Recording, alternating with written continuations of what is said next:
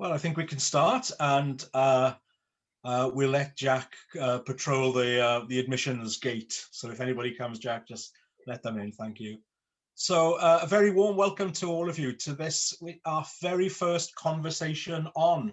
Hopefully this is going to be an ongoing series of essentially the idea of public theology, so engagement in theology and in biblical studies as well, which is going to be run by our parish, and we really hope that this will be an ongoing series that you can participate in, and we can grow as a community in this exploration of scripture and ideas of faith in this kind of format.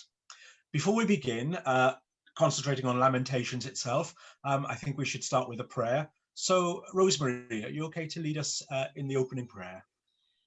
So let's take a moment of stillness as we all come together into this room.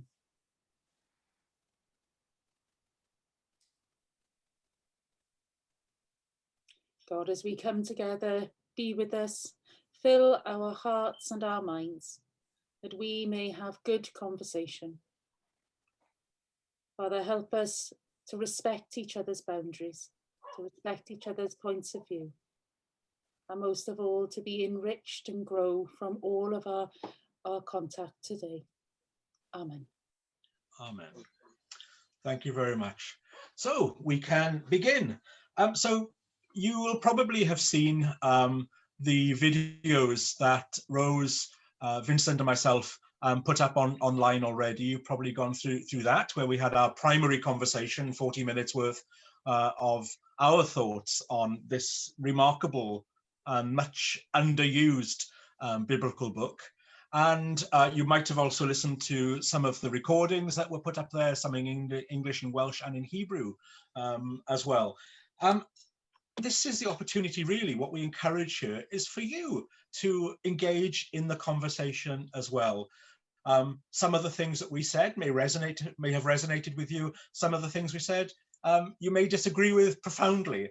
We'd really like to hear your voices on Lamentations, and in particular the way in which we can use this book to think through our own grief and our own predicament during this most heinous of years, throughout 2020 and into 21 during this pandemic.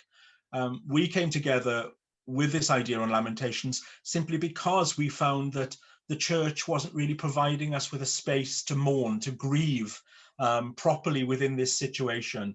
And we looked at this book to see if it could help us or provide a kind of blueprint about mourning and grief, a kind of liturgical approach to that very human feeling, which sometimes we fail to understand, or we grasp at straws when we're left on our own. So I'd encourage you then, if anybody would like to open with a comment or a question, then please do so. You'll also notice that below, in the band below, there is a chat box as well. So if you don't want to actually speak up, then you can always put comments or questions in the chat box below. So who would like to begin? Just unmute yourself and chat away. Michael, please. Hi. The first thing that struck me listening to the conversation, and I actually went on to read Lamentations for myself, was the difference in the scale and the enormity of the event and the traumatic suffering that it caused, and also to the significance that it had for the Jewish people of the day, and whether, because of that major difference between that and what we've experienced as a nation through COVID-19, whether Lamentations was that helpful, because my first thought was the suffering that I've experienced bears no proportion to the suffering being described and the horrendous detail that it goes into as to how the people dealt with it. Yes, a good observation. Okay, so is Lamentations a book which really can touch us at the moment? And we're all sitting here, and it would seem from just looking at the environments that we're all in, we seem to be quite comfortable. We seem to be quite healthy.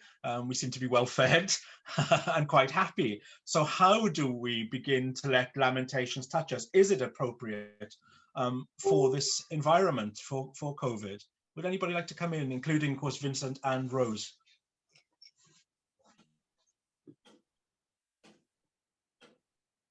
I think from my point of view is that in terms of Lamentations is to think of the templeless age, really. So I think the things that have rung true the most for me has been that sense of lack of church, or the apparent lack of church, and the arguments that have reigned about, is it church or isn't it church? Can you, as I said before, can you email an apple? Can you have a mass through Zoom? Can you give confession through Zoom? Things like that. And I think that resonates for me in terms of what's going on in Lamentations. So yes, we haven't had the siege, we haven't had the starvation and things like that, but there are people who have, and that's worth mentioning is that although our privilege means that we may not have experienced that, there are actually people who have experienced quite similar stuff to Lamentations in their lives during lockdown, because of their lack of privilege. But from my point of view, from where I am sitting, I think from my particular context, it was that sort of thinking about, what does church mean when we can't go into the building? Is there a difference in the sacraments? Has this challenged our sense of the doctrine, our sacramental theology and things? And has this changed us in the same way as the lack of temple in Lamentations has changed for the Jews in Babylon and for those who were left behind in Jerusalem? For me as well, I would say that I drew allusions to our apparent comforts here to make precisely the point that I think you're getting at there, Rose, as well. I think is, for some people, this past year has been a living hell. We've read reports and heard reports on the news of domestic violence, for instance, which is, almost going off the Richter scale at the moment. Individuals who are kind of almost imprisoned within the walls of their own homes and really experiencing violence.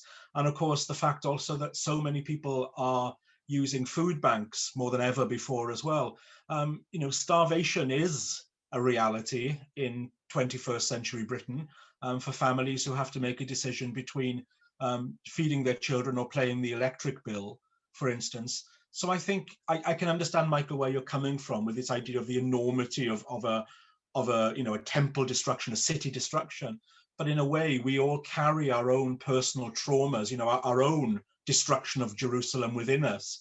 And I wouldn't ever want to underplay anybody's feeling on that, really. The enormity of something can be a drop in the ocean to us, but it can be everything to an individual.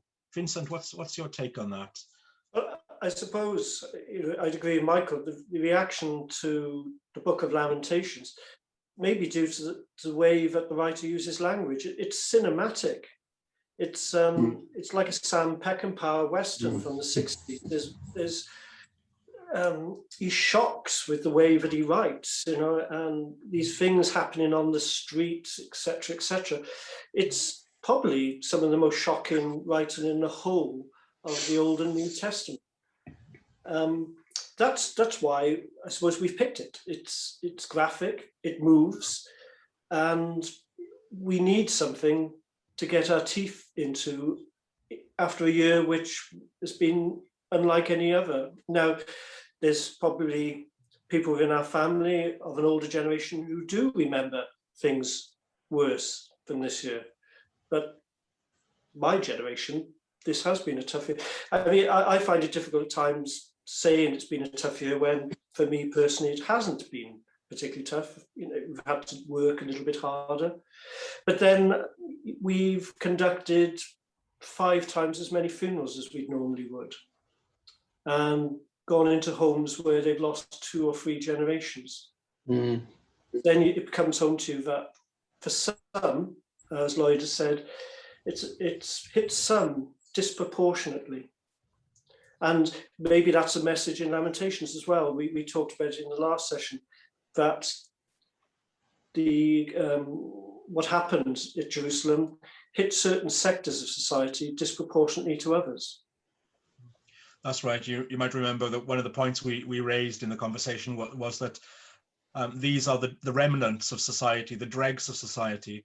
And one thing which is certainly coming out in the reports now a year into this pandemic is that, of course, it's the socially deprived who are being hit the hardest in this terrible plague that we're going through. And I think there is an element of that, you know, that the remnants, the forgotten, the voiceless in our societies are experiencing things far more. I'd like to pick up on this idea of shock within the book, because you're absolutely right, Vincent. This is a cinematic thing, you know, and we can watch war films and we see, you know, explosions and bodies dying and all of this. We don't expect that kind of shock factor in sacred scriptures, I think. I wonder if anybody would like to make a comment on points that they found shocking or disturbing, disconcerting within the book when you listened to it or read it. I wonder if anybody would like to make a comment on that.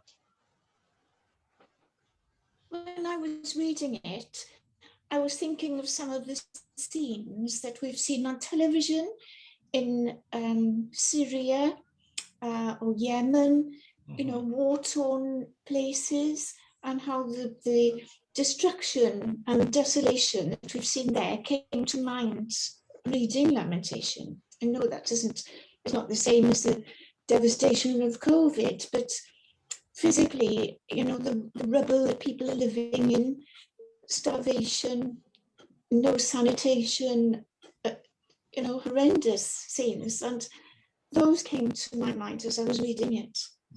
I think you're absolutely right there, Elizabeth. I think that, you know, as we said in the video, the siege of Jerusalem had gone on for 2 years. And you know, we must remember that the siege of Syria, if we can call it that way, has gone on for a decade now, hasn't it? And we see, I think, when we look at the footage of Syria, and indeed of Yemen too, but Syria in particular is on my mind, the same situations, you know, you can see how quickly human experience can actually build up to these images that we have of cannibalism, of violence begetting violence, all of this within there too. So I think it's a very apropos image that you've thought of there. Angela, I think you had something that you perhaps wanted to say there. Yeah, I think obviously it displays the belief at the time that, I mean, they're so shocked, aren't they, because Jerusalem, Zion has been defeated, Zion, wiped out, where God dwells. And so therefore, in their theology, God has abandoned them, and they being punished by God for obviously perhaps going after other gods, not following the commandments, etc.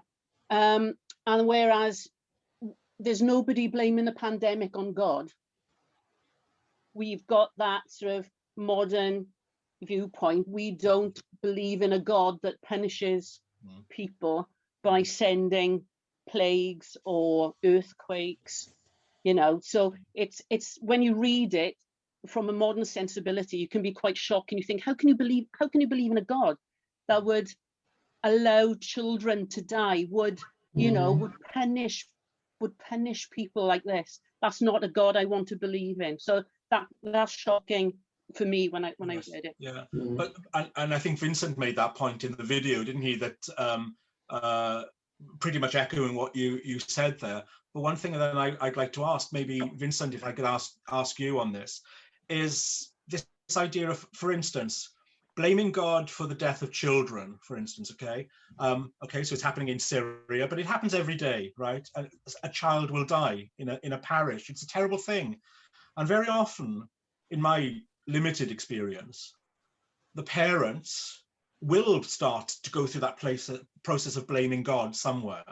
Sometimes they throw it back on themselves and blame themselves, if only, you know, if things had been different. But I think one of the hardest things I would imagine that the clergy have to do is to actually talk through that terrible darkness of losing, for instance, a child. Vincent, have you experienced anything like that? Yes. numerous times, and it's never easy. And we're talking about words of lamentation. I think what you find in that situation, your words as the pastor, the minister, the priest, are not worth much. And you should stop scrabbling for words which are just going to hang there embarrassingly. The words which count are the words of the parent. It's what you're there to do is, in a sense, be the visual sounding board, to be the representation of the God that they want to lament to. So you've got to take it on the chin. You've got to be able to encourage them actually to say more and more, to grieve more and more, to lament more and more, to use more and more graphic language, to act out. One of the most moving occasions I had was one of the first funerals I took as a young curate. Their son had been killed at 18, going to work in the morning. And the poor family couldn't speak all the time I was there, and I was there for 3 hours.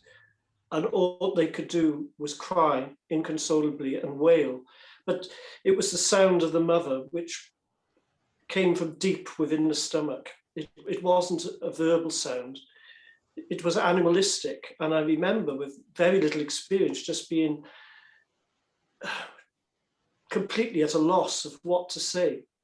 And it was 2 years later when I met the family. I met the family quite a few times, but 2 years later, she was able to say to me, the best thing you could have done at that time was just to sit and to be present. Everybody else came and tried to speak into the situation, and it was the wrong words. What they wanted was just someone to be present while they lamented. That's remarkably powerful. Thank you, Michael. Yes, please.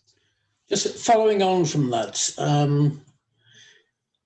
in my experience as a Christian, the most common question is not why is God doing this, but why is there so much suffering in the world? What kind of God can create a world in which extreme suffering can take place? And why doesn't God actually do anything about it? I think it's a question that's troubled believers for millennia, isn't it? If you read through the Psalms, a whole chunk of them is on this. And in a way, you can see Lamentations in that way too. I'm going to ask Rosemary.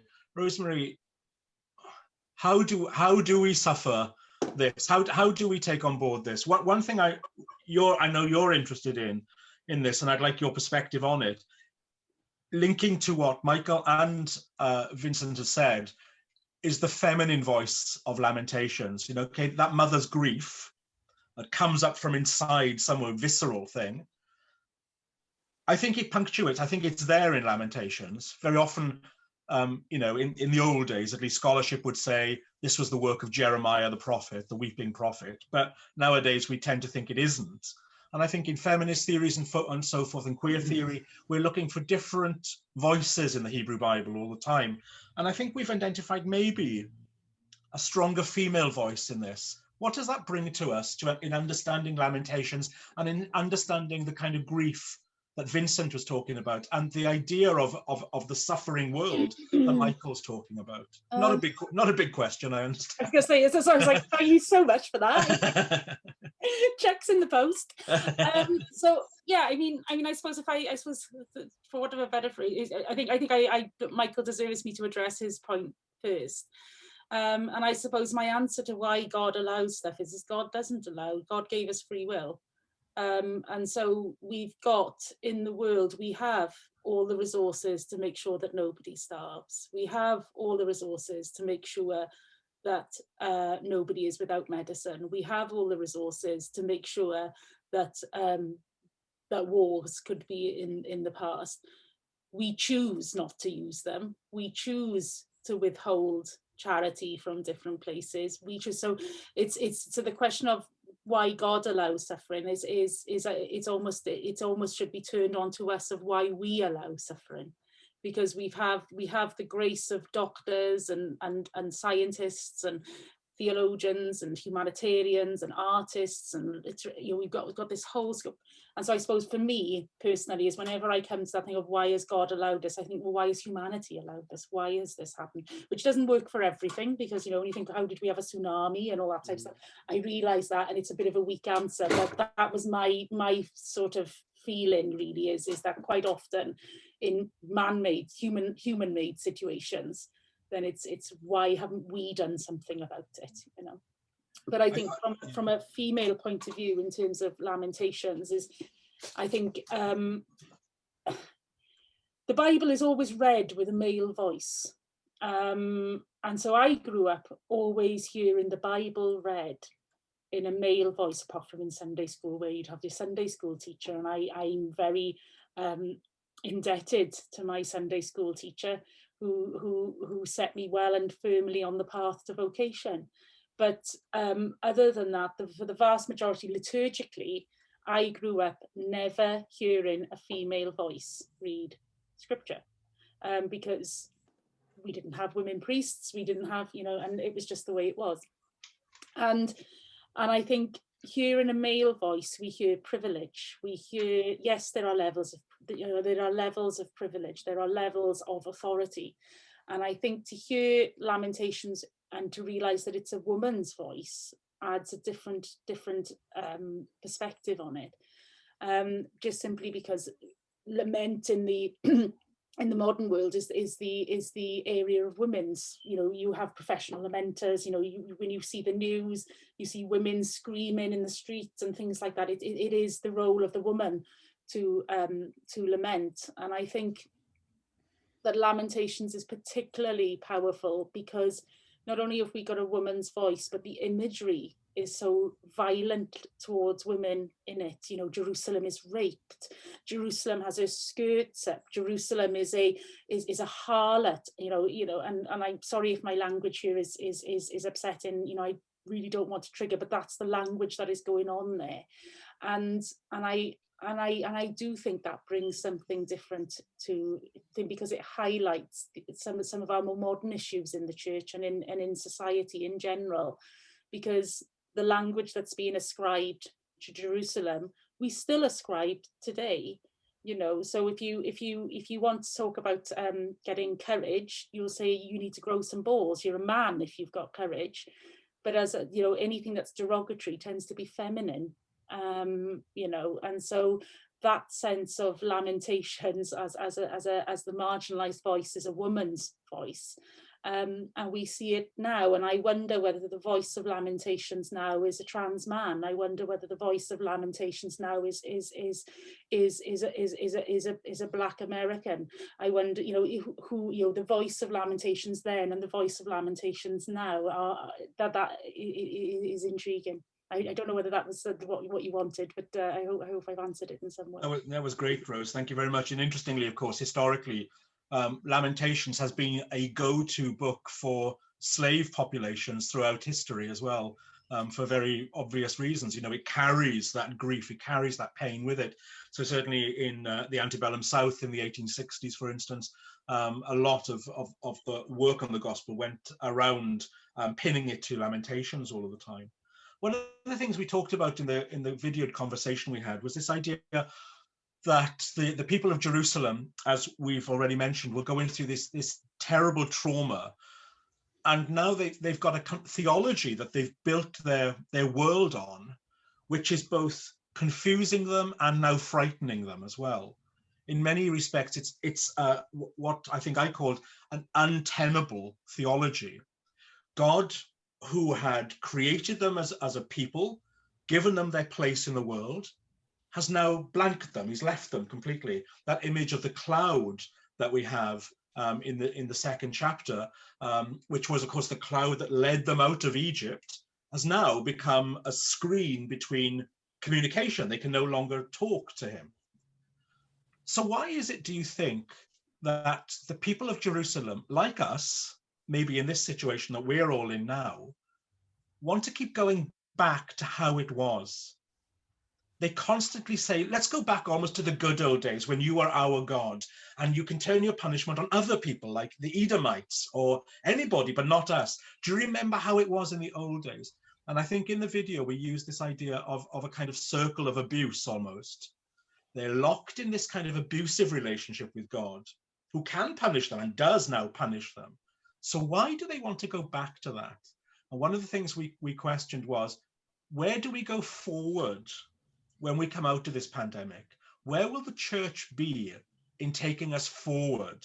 Or will we be so stuck in our old theology that we won't be able to move on? I'd be really pleased to hear any of your thoughts on that. Hello. Perhaps it was a case. Oh, sorry. No, please, Elizabeth, go first, and then I can look at the I'll other. come in after. Sorry. Could it be perhaps that it was not so much that God left the people, but the people left God because they didn't fulfill their part of the covenant? Yes, I think that is there, and it's in Lamentations, of course, in itself, because what they do constantly is to self-blame. Now that's a typical reaction to trauma very often, isn't it? You know, that you bring it back on yourself, you pile it on ourselves. If only we'd been better, if only we'd done other things. So I can see where you're coming from. I'm not sure if that is any way to healing at all, though, or to moving on. You know, there's still that dark area there. There was somebody else who wanted to say something. Alex. Alex, hi. Yes. Hello. First of all, as far as the church moving on is concerned, I believe the church has actually grown throughout this pandemic. I know it doesn't look as if it has, but through the new medium of communicating, i.e. online, there are some congregations that have really taken this on board and grown quite dramatically. And people who did not normally come to church, now as the church doors are beginning to open, they're actually coming into the buildings as well. And we've noticed that in our own little church. However, coming back to the question of suffering, which has actually been a big thing for me, even as an undergraduate in Glasgow. It was one of the things I wrestled with, and I was just not satisfied with the answers that we had been received, which is basically Augustinian. I was directed more, certainly in academics, towards Irenaeus and people like this. The wonderful thing is that today, of all days, what we call Good Friday, we find the love of God, we find the death of God, and the grief of God, all there. We find his love, or their love, expressed in the lengths to which God went for us. We feel the death of God, and we see the grief of God as Father and God as Mother. And of course, we all know that in Hebrew, the term for the Holy Spirit is a neuter term. Whereas in the Greek, in the New Testament, it's always in the feminine. It's never, ever masculine. I know that our translations, or dare I say, interpretations, would like to manipulate the Greek in that way. But sorry, I didn't realize I was shouting. I get that criticism from my children all the time. However, when it comes to this, we find that God enters into our suffering. He doesn't stand back. He feels it, he experiences it, and she goes through it. And it's her love for us, how treasured we are. And talking with grieving families, I was in ministry for over 30 years, and in lots of different contexts. I was also a soldier, by the way, and I've seen it. I've seen hell on earth, and I still have problems that way. But I think what stands out to me the hardest of all was when Heather was pregnant with our first child and having to do the funeral of a baby, and watching this father walk down to me holding this little box with his body of his baby inside it. And I just wanted to cry, but I couldn't. But it's exactly that. Yes, as a clergyman, we have to be the professional, but at the same time, they also have to know that the love of God reaches through us and we are touched. We grieve alongside them. And they need to know that. I think that's a really... Suffering is not something God hides from. Yeah, I think that's a really good point, because Lamentations, for me, doesn't offer a solution to suffering. No. But it gives us a space to suffer alongside others. And I think that's a key to it, because the key to the experience of the Jews in Jerusalem is that it's communal suffering, isn't it? And I guess as Christians, we feel that some of that is taken away, of course. All of that is taken away at the foot of the cross. Rose was saying earlier on that there used to be an old tradition within Catholicism of reading Lamentations in the evening of Good Friday. I don't think there are many churches that keep that going any longer. I'd like to think about this idea, though, of communal suffering. What does that mean to people? How do we suffer together? This is what we're kind of experiencing here, isn't it, in the pandemic, because we're not just our churches or our local communities, we're also suffering on an international level as well. And everybody's carrying their own story of suffering, which is individual, bespoke, and yet at the same time, of course, it's adding to this kind of a grief, a tidal wave of grief, which goes around the world too.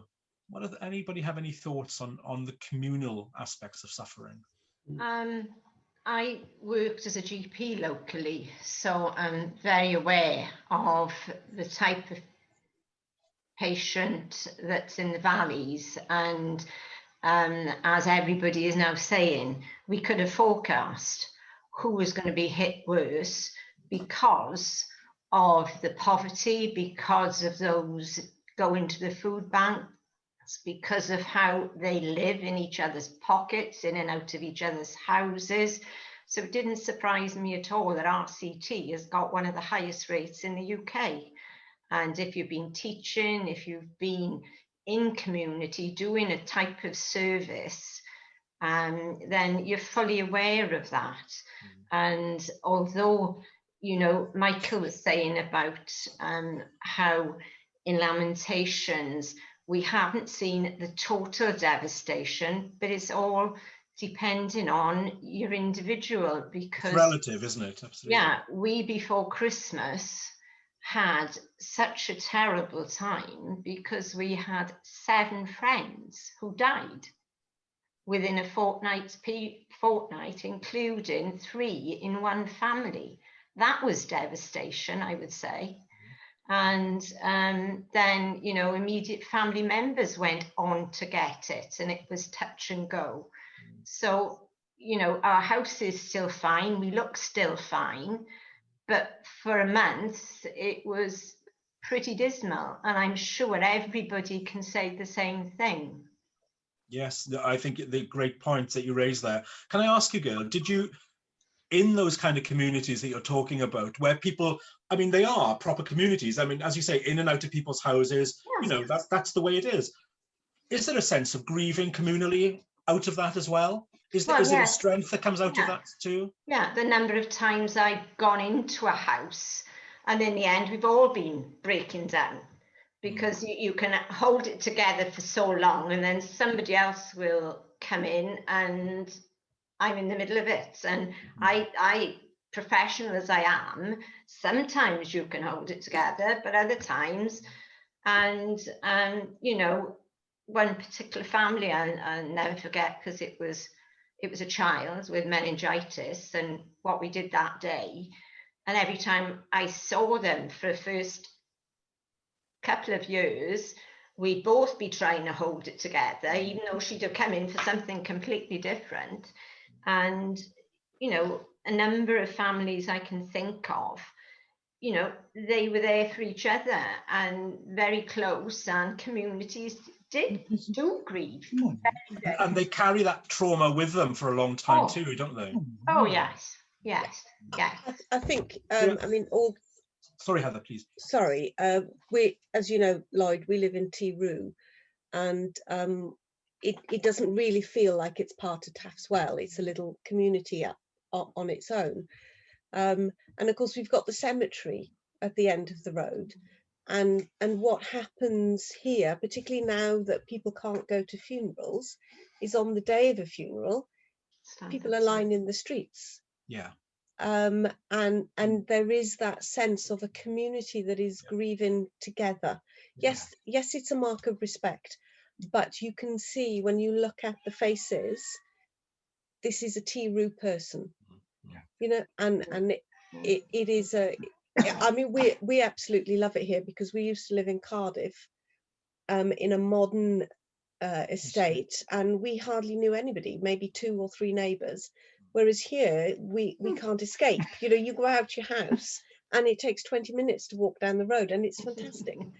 But there is that sense of the community loss. Yeah, absolutely. Yeah. But also, I mean, if you go back, thinking of communities that grieving together, if you look at Aberfan, you know, you have like they used to call themselves the Young Mums Club. I'm not sure what they call themselves now, but that group of mothers who stuck together for 50 years. That's right. And, you know, we still have those memorials and for Aberfan. And I used to work in Merthyr, and our office would have a ceremony every year on the 21st of October. And that sense of loss is there. I mean, I didn't know anybody from Aberfan, but I cried with my colleagues at the memorial. And I think we do still grieve in community. Yes, yeah, absolutely. There are a couple of questions, hands up. I'm going to go to Rhiannon, then Angela, then Michael. So Rhiannon, please. Sorry, I'm not sure if my point is relevant so much anymore, but I was just going to raise, coming back to what Gail was saying about community. I think there's something about that social class side of communal beingness, where my background is sociology, and I'm particularly interested in looking at that kind of the idea of social haunting and how trauma then is carried through generations quite often. And looking at that with a pandemic perspective, you know, absolutely, we knew that this was going to hit areas like Rhondda and Taffmouth the hardest, because, and ultimately, you know, I would argue down to that idea of communal beingness. But I think maybe my question there then is, so what does that mean from a Christian perspective? Do we at times, do we position ourselves as, without blaming God, or we would say, you know, but God is still good, and, you know, how can we possibly say that God is allowing this to happen? But at the same time, should we then be kind of saying, well, actually, you know, as a community within communal beingness as Christians, should we be saying that actually it is okay to hurt, and it, you know, and to actually just you know, embody that ourselves? Whereas quite often we kind of, I kind of, my take on it is we kind of take a step back, and we kind of, you could say that there is this kind of willingness to try and not embody that pain and suffering within that communal beingness. We would try and step back and make it more, you know, but God is still good. But actually, really, as at times, are we actually Christians called to stand there and just embody that pain and that hurt ourselves, to remain in community with others, to meet people where they're at? Rhiannon, that's a great question. I will come back to it, because one of the things that Vincent said in the video was that the God that we come out of on the other side is not going to be the same God that we went into this with, okay? And I think the Jews in Jerusalem felt that very acutely as well. So let's come back to that excellent point in a little while, but maybe on the back of what Angela says as well. Oh, we'll see. Yeah. The point I was going to make was I think the church as an organisation faces a real challenge. In that, how do we respond to what's happened in our country? I know there's been controversy because we closed our doors, and I think there were many people who were shocked that churches were closed, because in a time of communal suffering, many people perhaps who don't even think about going to church regularly on a Sunday see the church as a place to go to in times of trouble. And obviously, because of the pandemic, for all good reasons, I'm not getting at the church for their decision, but the doors were closed. So what do we do now when we start to open up? How do we, as an organisation, as a people, help the community to express their suffering and to support them going forward? And I don't know the answer, but I don't think the answer is going back to what we did before. Okay, that's great. That's really great. Well, I think Rhiannon and Angela, your statements do marry together really nicely. So I'm going to throw them now to Vincent and to Rose, and then encourage people. And Michael, I'll come back to you in a little while if you don't mind. Okay. But the question here is then, okay, first of all, the God that we went in with, Michael, Vincent, you said is not going to be the God, or shouldn't be the God, that we come out of this with.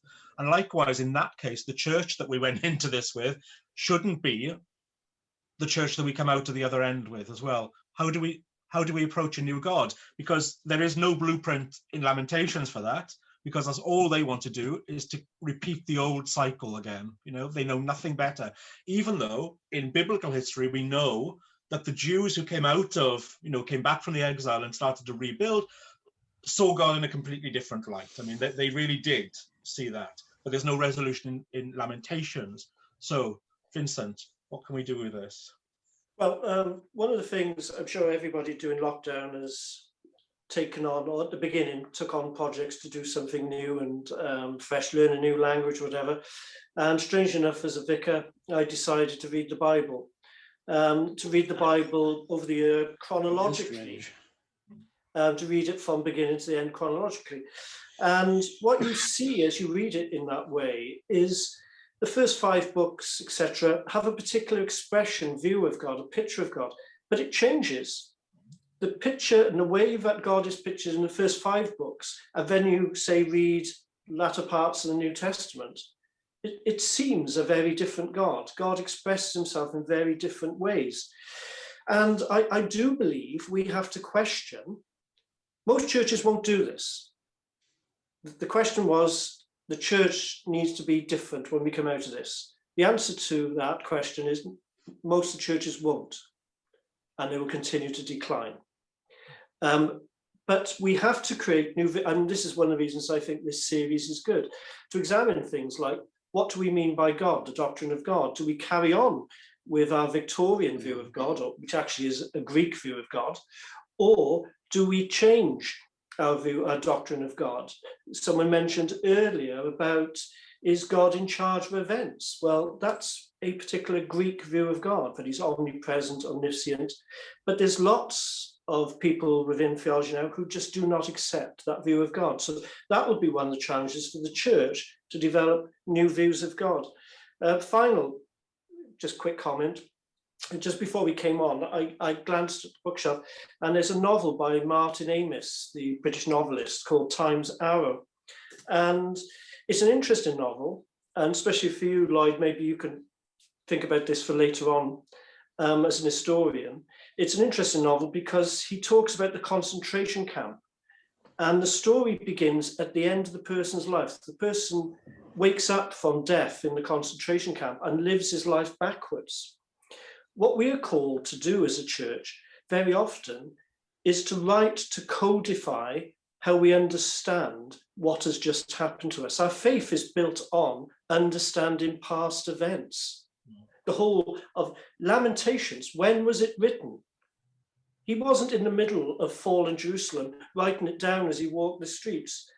There was a distance between the events and him writing, or her writing, this document. Russell T Davies recently did that television show about the 80s. I was in the 80s and it resonated with me, but there was lots I realized had become codified into myth. So one of the tasks of the church is going to be, how do we record this event? How do we record it within the way that our faith develops, our worship develops over the next decade? And that would be an indicator of how we are also going to develop our view of God in the new era. Thank you, Vincent. Rose. I think the church can't go back to the way that we used to do things. It just can't.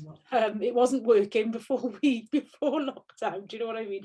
I mean, it worked to a certain extent, and I say this as somebody who's as liberal as I look. I'm very, very old-fashioned in my liturgical approach, but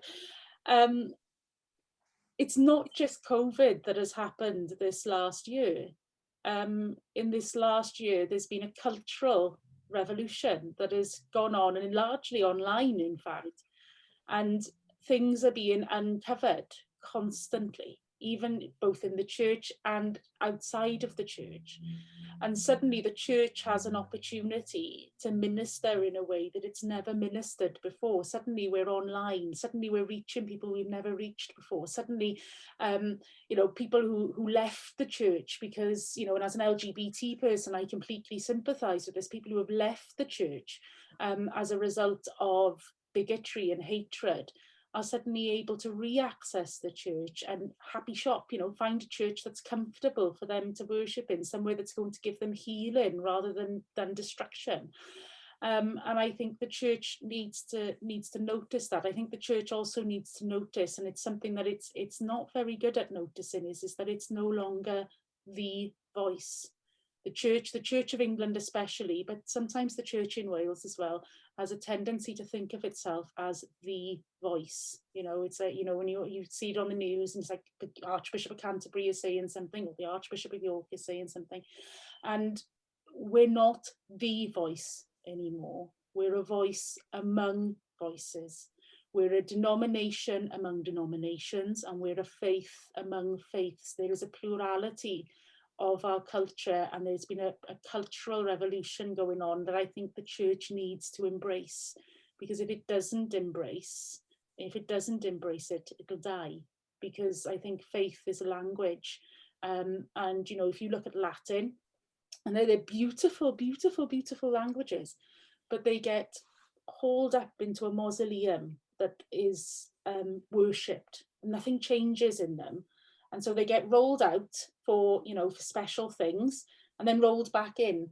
And we're in danger at the moment of the church becoming like that, you know, we get rolled out for the Queen to do her thing in Westminster Abbey, or we get rolled out for Remembrance Sunday, and then we get rolled back in.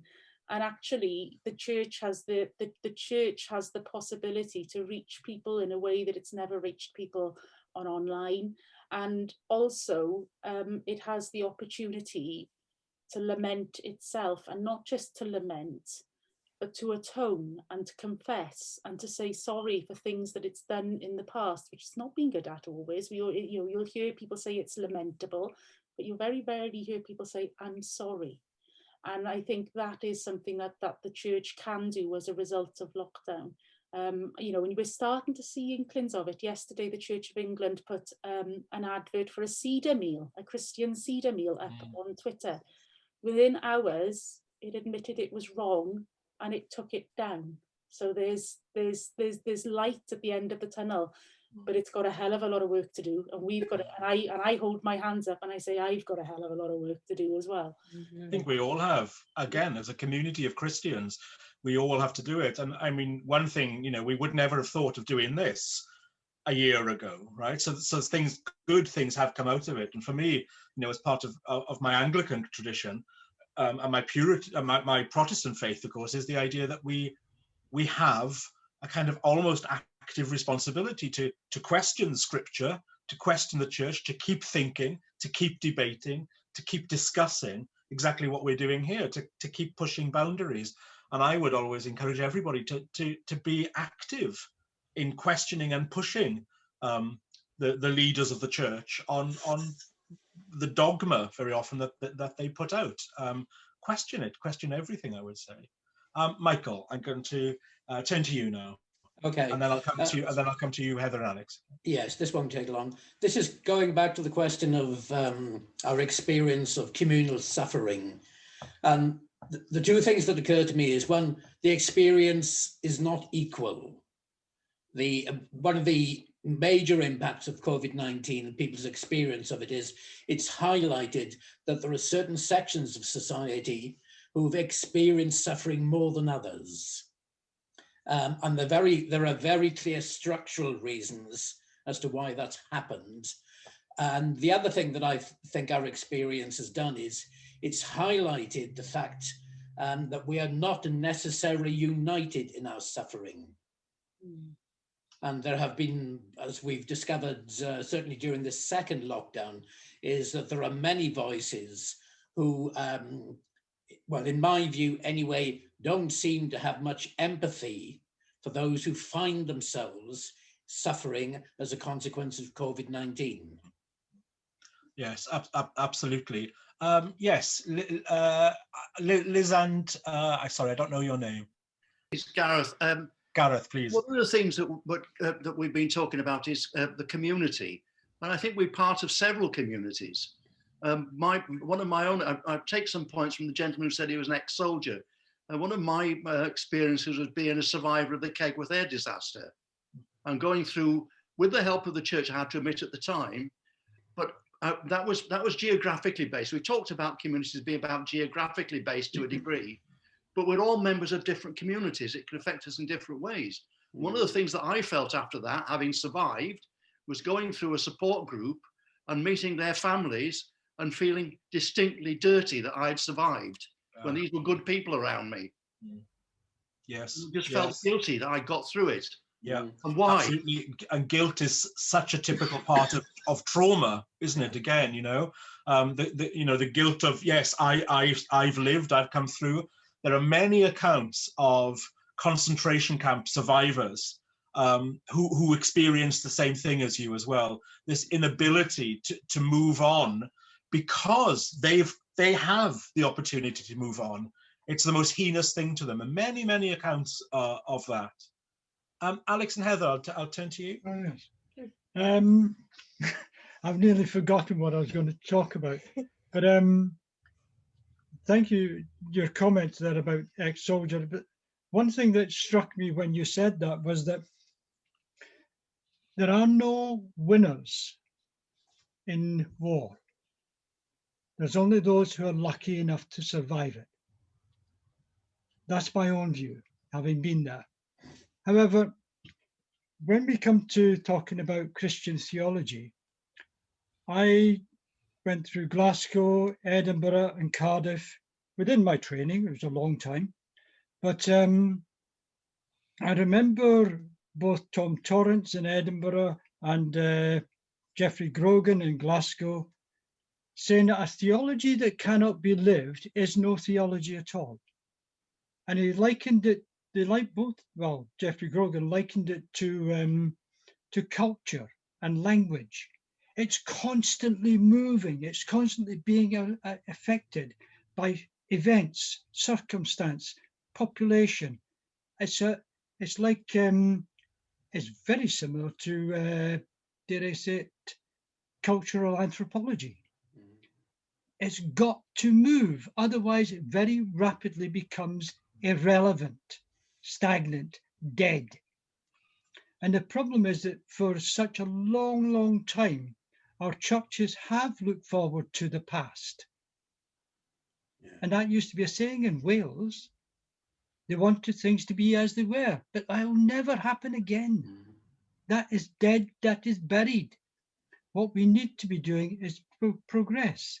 The problem is that when there are those people who seek to progress and make church in a way embracing and welcoming, there are others, dare I say, within the Christian community who are stuck in their ways and will kick like anything to destroy it. Somehow we've got to woo these people into a position where they actually embrace the change and look forward to it. We had a church in Cardiff, one of the churches, in which there was more children and youngsters and young families coming to it than the rest of the deanery put together. But boy, did we get opposition from clergy colleagues. This is something which really has to be dealt with. I don't really have to face it anymore. I'm retired. But it's something which people like Heather and other progressive people that are here just now will face. And somehow we've got to support you through that, because you are the reformers, the drivers at the spearhead of reform within the church. It will reform. And reform is the right word, I think. You know, it's still the valid word. You know, 500 years later, it's still the valid word, I would say.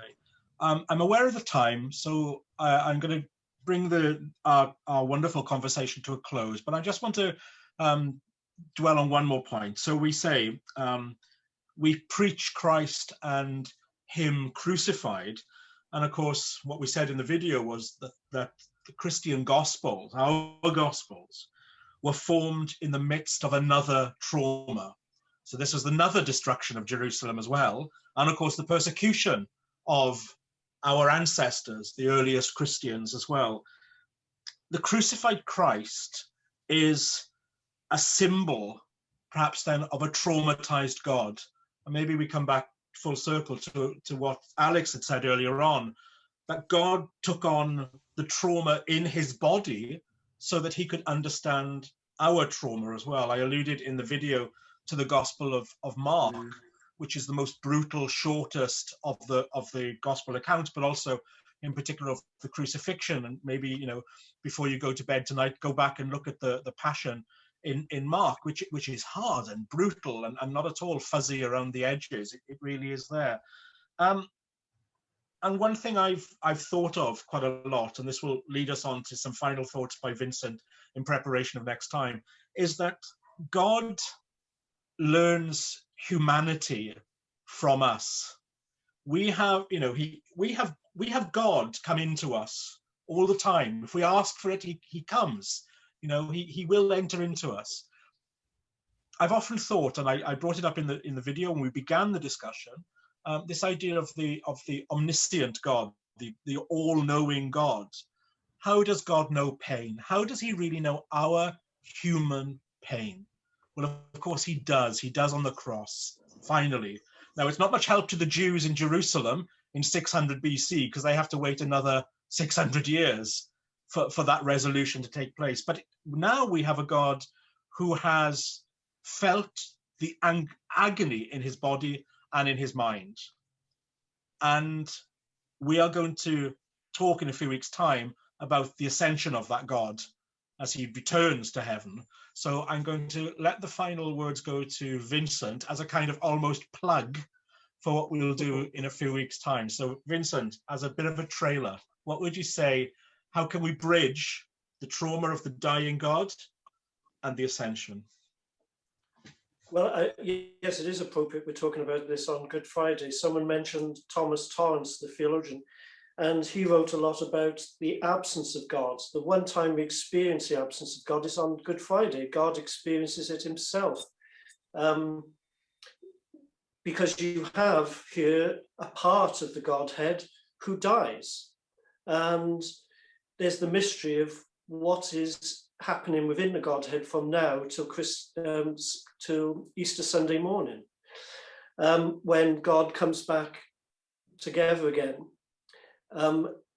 So there's an absence of God now for the next 24 hours in a way that isn't experienced in any other part of human history.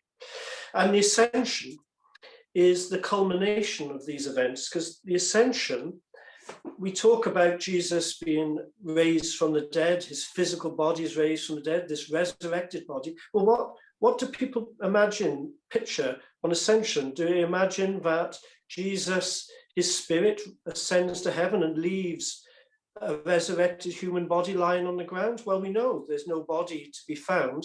That body ascends as well. So a physical human body ascends into heaven to be with God. And the theological question there is, God is different from that point on, is he not? Because he now has humanity within the Godhead in a way that he didn't before. And for me, it's interesting because if that doesn't happen, aren't we in a loop? Yes, Christ has saved us through the cross and through the resurrection. But if God hasn't changed and absorbed humanity into himself, then we could have another fall, and the need for another crucifixion, another resurrection. So something has to happen in the Godhead. God has to change. And that's not a concept of God we normally have. So when I say that we have to talk about new ideas, the church now has to take on the position of the prophet. Lamentations comes at a crucial point in the history of the great prophets. And we too need to be prophetic in the way that we speak. And what happens when we're prophetic? Well, as someone has already mentioned, most people will react against it. So in our creativity and in our willingness to engage with these issues, and hopefully you'll all engage with them when we look at Ascension in a couple of weeks, we have to take chances and we have to risk criticism. Thank you so much, Vincent. But that's a really good point to end on, where we can anticipate that. But also, I think, as you stressed, the importance that we stay in the moment of the suffering Christ and of the loss of God, which is so much reflected in Lamentations. And I'd urge you then, my friends, to think about, tomorrow, Holy Saturday.